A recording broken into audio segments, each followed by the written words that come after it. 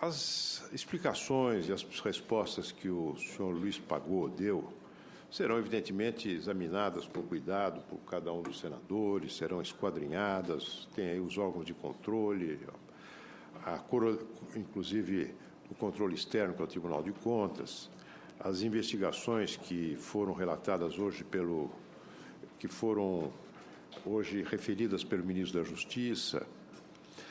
Mas eu volto à primeira pergunta que fiz e cuja resposta é muito ilustrativa sobre o modo de funcionamento dessa nossa República de hoje. Eu perguntei ao doutor Luiz Pagô qual era a sua situação funcional. Ele me disse, e depois reiterou essa resposta, que ele era o diretor do DENIT, estava apenas de férias.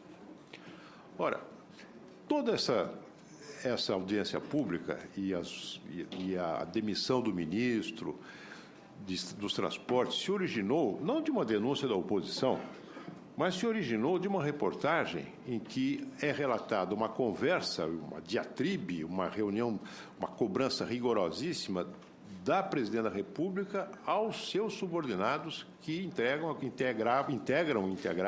a cúpula do Ministério dos Transportes. Quem vazou essa notícia, evidentemente, não foi nenhum dos senhores que estava presente na reunião. Evidentemente, ninguém vai produzir um fato negativo contra si mesmo. É óbvio que o vazamento da notícia foi por responsabilidade do próprio Palácio do Planalto. Não há outra explicação. Não é? E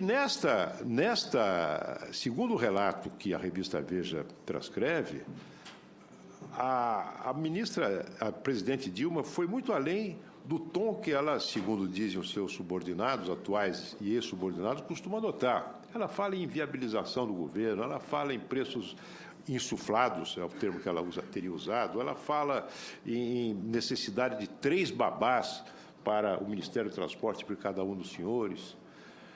E feito isso tudo, o que acontece? O ministro dos Transportes recebe uma nota no dia seguinte em que o governo reitera a sua total confiança nele. Apenas ele depois pede demissão diante do vazamento de uma reportagem do jornal O Globo de que a empresa do seu filho teria aumentado seu patrimônio em 84.000%. E aí, o braço direito do ministro, que é o secretário executivo, que é quem toca a máquina do Ministério, é nomeado no lugar desse ministro para continuar tocando o Ministério, aparentemente, já que ele quem fazia parte da cúpula do Ministério como secretário executivo, contribuiu para que o Ministério tivesse uma imagem tão ruim aos olhos da Presidente da República. E ele é nomeado ministro. O Controlador-Geral da União vem e diz o seguinte: o DENIT tem o DNA da corrupção. E ele não é demitido. Ele diz isso de um órgão subordinado a um colega dele, também ministro. O DENIT tem o DNA da corrupção. E ele não é demitido. O senhor aqui toma as dores do órgão que o senhor dirige, continua dirigindo, embora de férias, mas o ministro, ninguém repreendeu o ministro por ter dito que um órgão do governo da importância do DENIT tem o DNA da corrupção. O senhor está no pelourinho, mas a diretoria do DENIT, como o senhor disse, lembrou, é um órgão colegiado e as decisões são tomadas por unanimidade. Os demais diretores estão lá quietinhos, acomodados, ninguém fala deles. Se o senhor não dissesse aqui, respondendo até uma pergunta minha, quem são, não seriam os seus nomes sequer mencionados pela imprensa, com exceção de um deles que seria membro do PT. Então, doutor Pagô, tudo indica, não vou fazer nenhum programa, não tenho uma bola de cristal, mas tudo indica que o senhor será uma vítima imolada no altar da deusa das boas aparências.